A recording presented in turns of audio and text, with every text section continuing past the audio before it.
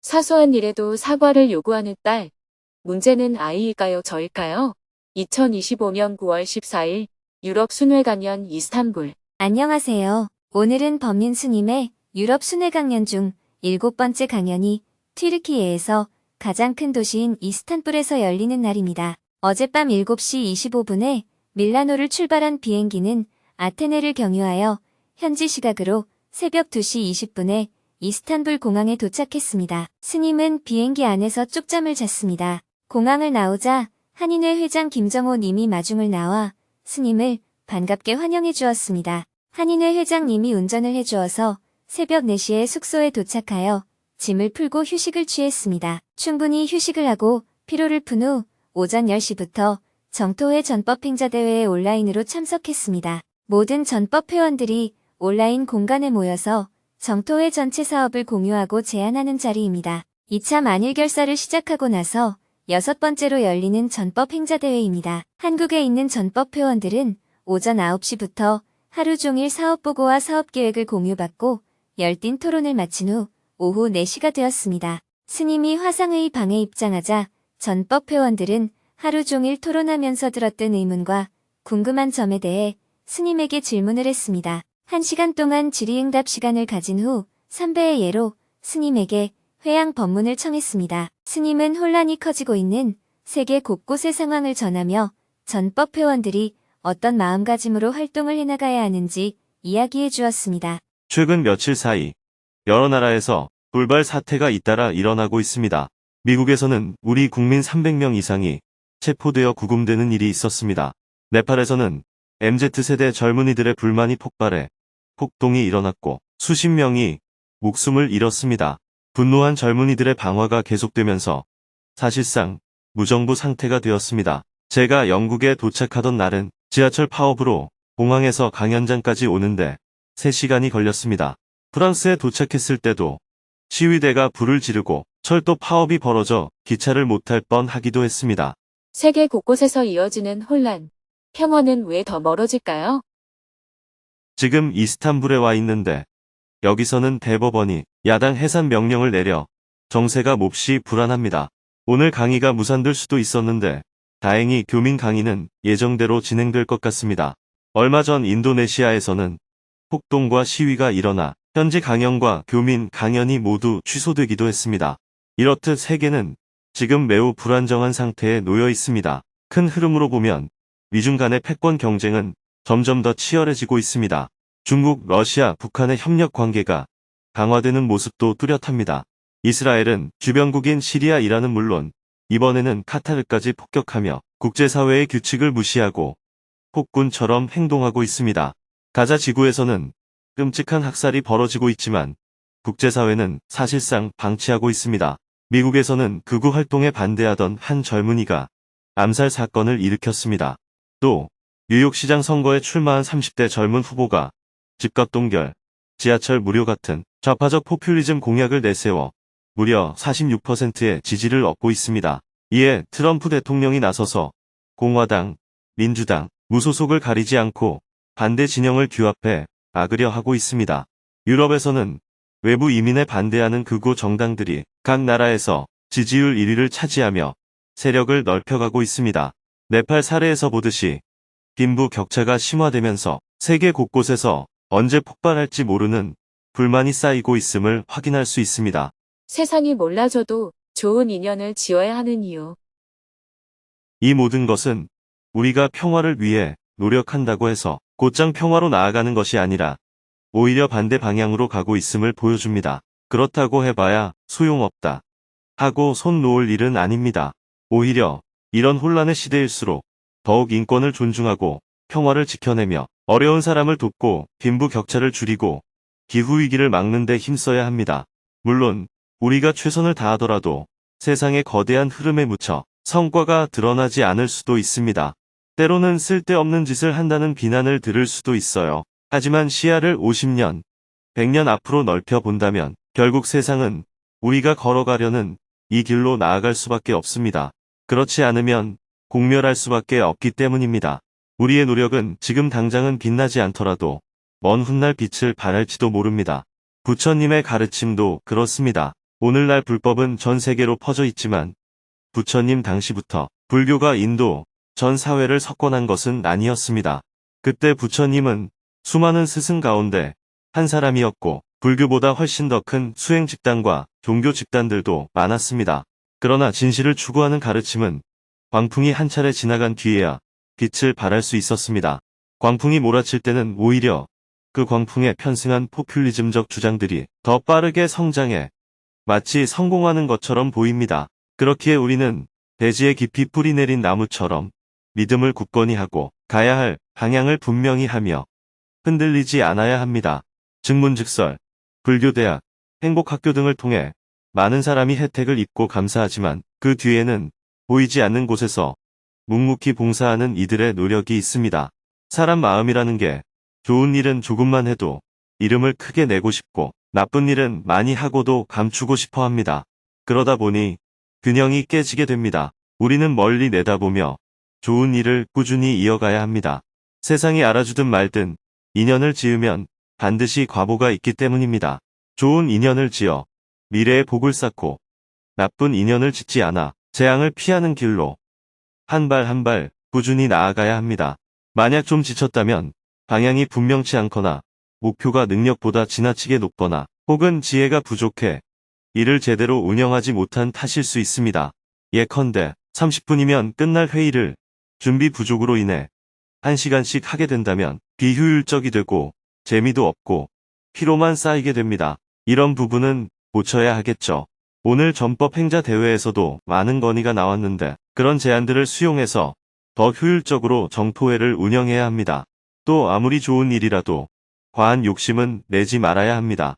우리는 3년 일하고 끝낼 사람들이 아니라 오래도록 함께 걸어가야 할 사람들입니다. 이를 추진하는 회원들의 건강과 신심을 지켜주려면 그들이 지속적으로 힘을 낼 수 있도록 수행과 교육, 연수가 계속 진행되어야 합니다. 외부에 얼마나 전법을 많이 하느냐도 중요하지만 그 일을 해내는 사람들을 얼마나 잘 보살피느냐도 매우 중요합니다. 그런 관점에서 오늘 여러분이 제안한 건의들을 상임 천일준비위원회에서 잘 수용해주면 좋겠습니다. 그래서 개선할 것은 개선하고 보충할 것은 보충하고 고칠 것은 고쳐나가는 밑거름으로 삼았으면 좋겠습니다. 스님의 법문을 되새기며 사홍서원을 한 후 전법 행자대회를 모두 마쳤습니다. 생방송을 마치고 숙소에서 점심 식사를 했습니다. 점심 식사를 한 후 오후 3시에 강연장을 향해 출발했습니다. 숙소에서 강연장까지 거리는 15km밖에 안 되지만 교통 트래픽이 심해 1시간 반이 걸렸습니다. 오늘 강연이 열리는 곳은 이스탄불 사리예르 지역의 보스포루스 해안가에 위치한 튀르키예 한인회관입니다. 이스탄불과 튀르키예 전역에 거주하는 한인들이 모여 교류하고 한국 문화를 전파하며 다양한 행사를 열 수 있도록 마련된 회관입니다. 오늘은 법륜 스님의 증문즉설이 이곳에서 열렸습니다. 스님이 강연장에 들어서자 봉사자들이 반갑게 스님을 환영해 주었습니다. 강연장에 도착해 전 한인회장 김영우님과 함께 차담을 나누었습니다. 김영우님은 이스탄불에서 강연이 열릴 수 있도록 도와주고 스님이 이스탄불에 머무는 동안 운전 봉사도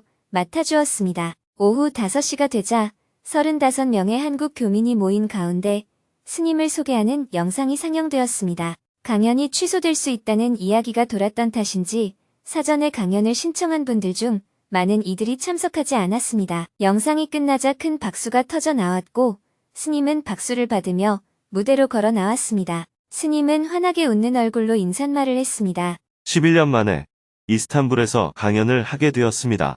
제가 2014년에 강연을 할 때는 수도원에서 강연을 했는데 오늘은 한인회관에서 하니까 훨씬 좋습니다. 오실 때 길이 많이 막히지 않았어요? 저는 성소피아 성당 근처에 있는 숙소에 묵었는데 여기까지 오는데 1시간 반쯤 걸렸습니다. 이어서 사전에 질문을 신청한 4명과 스님이 대화를 나누었습니다. 이어서 즉석에서도 2명의 질문을 더 받았습니다. 2시간 동안 6명이 다양한 인생 고민에 대해 스님에게 질문을 했습니다. 그중 1명은 남편에게는 사과를 요구하면서 딸의 사과 요구에 대해서는 이상하게 여기는 자신의 태도가 올바른지 스님에게 조언을 구했습니다. 사소한 일에도 사과를 요구하는 딸. 문제는 아이일까요, 저일까요? 제 성격은 뒤끝이 긴 것 같습니다. 남편이 저를 서운하게 하면 반드시 사과하고 똑같은 실수를 반복하지 않겠다고 말해야 한다고 생각합니다. 그런데 제가 그런 얘기를 꺼내면 남편은 잘 기억을 못합니다. 지금 안 그러면 됐지. 그게 왜 문제야? 라고 말합니다. 그런 남편을 보며 저는 남편이 문제라고 생각했습니다. 저는 딸이 둘 있는데 첫째가 조금 잘 삐집니다. 제 눈에는 아주 사소한 일인데도 사과를 요구해요. 그런데 남편에게 요구하는 사과는 일반적으로 사과할 만한 일이라고 생각하고 딸이 요구하는 사과는 아이가 예민해서 그런 것 같다고 여깁니다. 그래서 혹시 아이가 학교에서도 사소한 일마다 사과를 요구하면 친구를 잃지 않을까 걱정됩니다. 제가 잘못 생각하고 있는 걸까요? 남편에게는 사과를 요구하면서 딸에게는 이 정도로 사과를 요구하는 건 이상하다. 라고 해도 되는 걸까요? 그 딸을 누가 낳았어요? 제가 낳았습니다. 누가 키웠어요? 제가 키웠습니다. 내가 낳고 키운 딸이 누구를 닮았을까요? 저를 조금 닮았고 남편과 시댁 쪽도 반반 닮은 것 같습니다. 잘하면 내 덕이고 못하면 남편 탓이라는 거네요. 내가 낳고 키웠으면 사실 다 나를 닮은 거예요. 그런데 우리는 흔히 애가 크더니 누구를 닮았다 라고 하는데 사실 웃긴 얘기예요. 질문자가 남편에게 당신이 사과해야 하지 않아? 라고 마음을 내면 아이는 말을 하지 않아도 그 마음을 고스란히 닮아갑니다. 부모와 자식 사이에는 마음이 그대로 전이되기 때문이에요. 엄마와 아이는 서로 말하지 않아도 무의식 속에서 연결이 일어납니다. 아이는 부모가 하는 말과 행동만 닮는 게 아니라 마음속에 품은 정서까지 닮습니다. 그러니 질문자를 본받아 그런 모습을 보이는 거예요. 하늘에서 떨어진 게 아니고 다른 곳에서 배운 것도 아닙니다. 내가 남편에게 사과해야 하지 않나라고 생각하듯 아이도 엄마에게 엄마가 사과해야 하지 않나라고 생각하는 겁니다.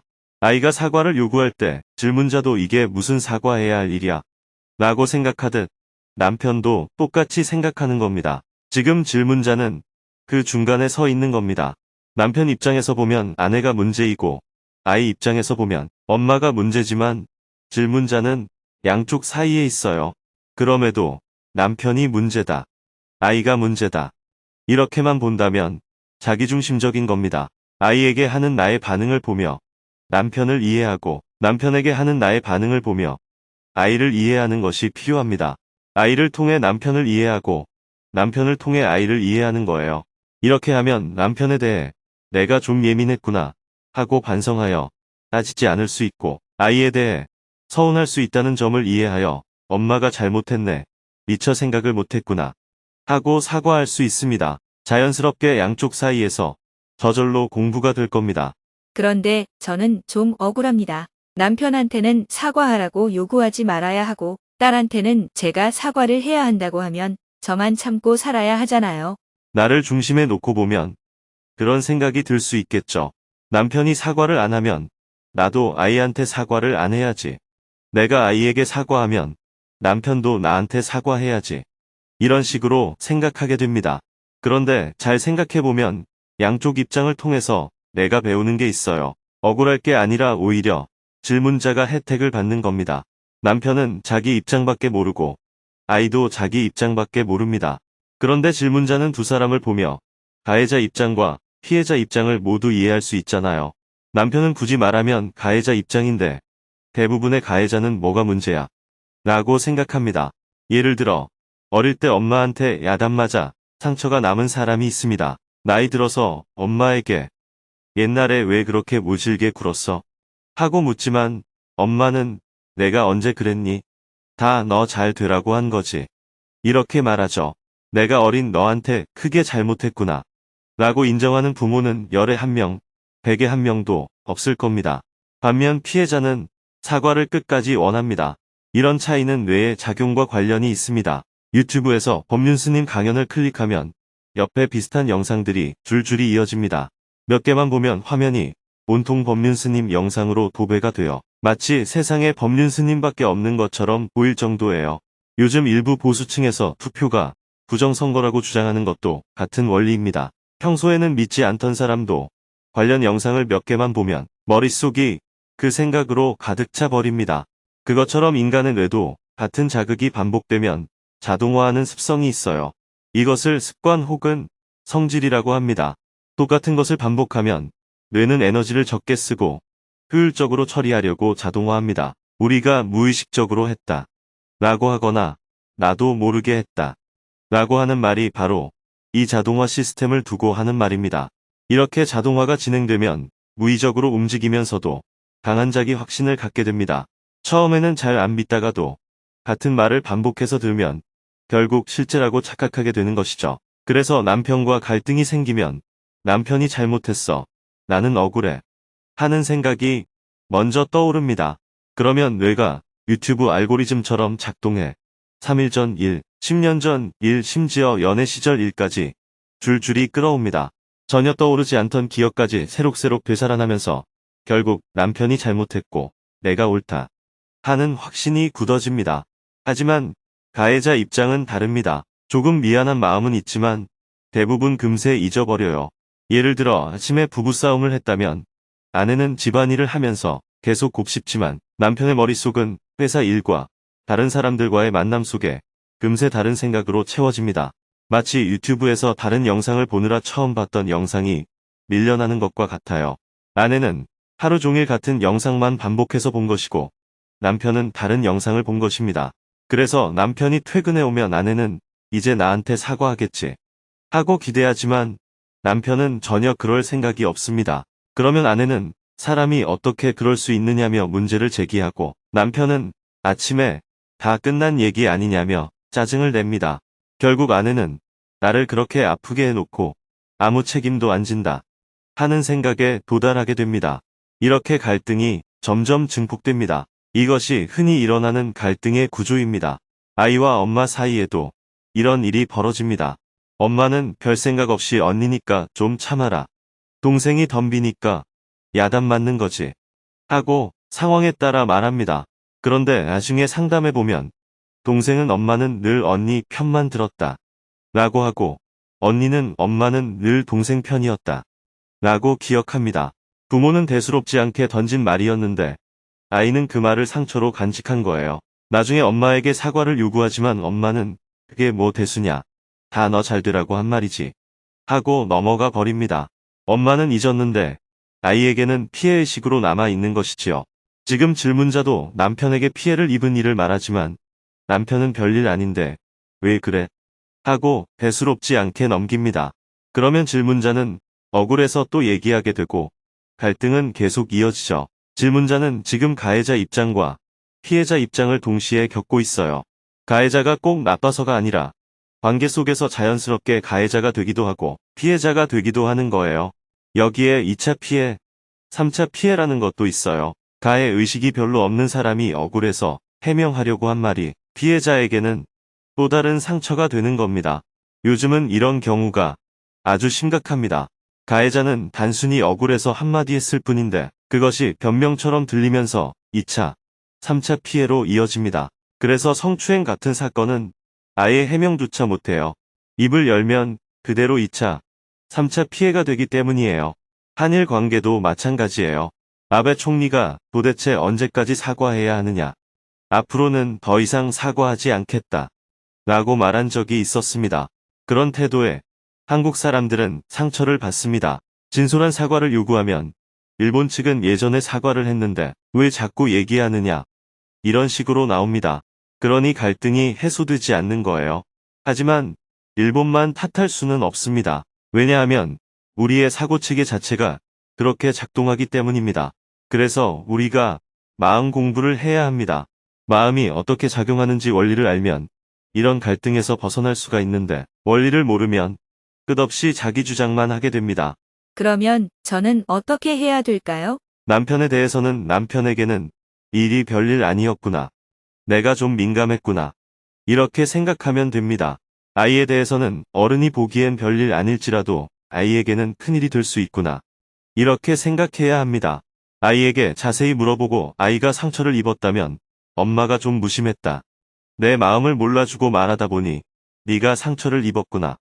미안하다. 이렇게 얘기해야 합니다. 엄마가 잘하고 잘못하고를 떠나 아이는 피해를 입은 거예요. 그럼 남편한테도 사과를 요청하지 말아야 하나요? 사과를 요청할 수는 있습니다. 다만 한일 관계처럼 역사적 문제라면 그만두기 어렵겠지만 부부 사이에서는 굳이 계속 따질 필요는 없습니다. 문제 제기는 해볼 수 있어요. 남편이 잘못했다고 말하면 다행이고 다 지나간 일이잖아. 지난번에 얘기했잖아. 이렇게 나온다면 저 사람 머릿속에는 이미 지나가 버린 일이구나 하고 이해하면 됩니다. 2번, 3번 반복해서 꺼낼 필요는 없습니다. 감사합니다. 잘 알았습니다. 계속해서 질문들이 이어졌습니다. 남편이 일찍 돌아가시고 아이들을 키워 해외로 유학까지 보내고 나니 혼자 남은 기분입니다. 어떤 마음으로 살아가야 할까요? 신심이 가득한 무슬림 남편이 종교에 흥미를 잃은 아이들에게 종교를 강요합니다. 어떻게 해야 할까요? 아이들을 위해 최고의 선택을 하고 싶은데 자꾸 우유부단해지고 선택을 미루게 됩니다. 지혜로운 선택을 할 수 있는 방법을 알려주세요. 딸이 사춘기입니다. 말도 안 되는 억지를 부릴 때 어떻게 해야 하나요? 해외 주재원으로 이스탄불에 와 있습니다. 회사에서 남들보다 더 잘해야 한다는 압박감을 어떻게 해소할 수 있을까요? 가족, 신앙, 자녀 교육, 그리고 일터에서의 압박감까지 다양한 삶의 주제들이 솔직하게 오갔습니다. 스님은 이에 하나하나 답변하며 청중과 소통했습니다. 저녁 6시 30분이 되어 큰 박수와 함께 강연을 마쳤습니다. 강연을 마치고 참가자들과 함께 기념사진을 찍었습니다. 강연을 준비한 봉사자들과도 기념사진을 찍었습니다. 모두 수고 많으셨습니다. 봉사자들은 고마움과 뿌듯함을 나누며 자리를 정리했습니다. 이어서 묘덕법사님과 함께 마음 나누기 시간을 가졌습니다. 우여곡절 끝에 마련된 직문직 썰이었습니다. 자원봉사자들이 한마음으로 강연을 준비해 주셔서 정말 고맙습니다. 터키 1.5세입니다. 11년 전 법륜 스님 강연에 참석하지 못해 아쉬웠는데 이번에 이렇게 함께 할 수 있어 너무 뜻깊습니다. 기회가 된다면 다음에도 꼭 봉사하고 싶습니다. 11년 전 강연에서 질문을 했다가 크게 얻어맞은 경험이 있습니다. 그때 감사한 마음이 너무 커서 이번에도 꼭 참가하고 싶었습니다. 법륜 스님을 이스탄불에서 직접 뵙게 되어 정말 반가웠습니다. 앞으로 이스탄불에도 정토회를 만들고 싶다는 소망이 생겼습니다. 스님은 튀르키예 전 한인회장을 역임한 김영훈 님이 스님에게 식사 초대를 해서 함께 식당으로 이동했습니다. 식사를 하며 많은 대화를 나누었습니다. 식사를 마치고 밤 9시 30분에 숙소에 도착하여 하루 일과를 마무리했습니다. 내일은 오전에 이스탄불 시내에 있는 톱카프 궁전 박물관을 둘러본 후 점심에는 주 이스탄불 대사관에 총 영상님과 식사를 하고 오후에는 동남아 답사를 하기 위해 이스탄불 공항을 출발하여 방콕 공항으로 이동할 예정입니다.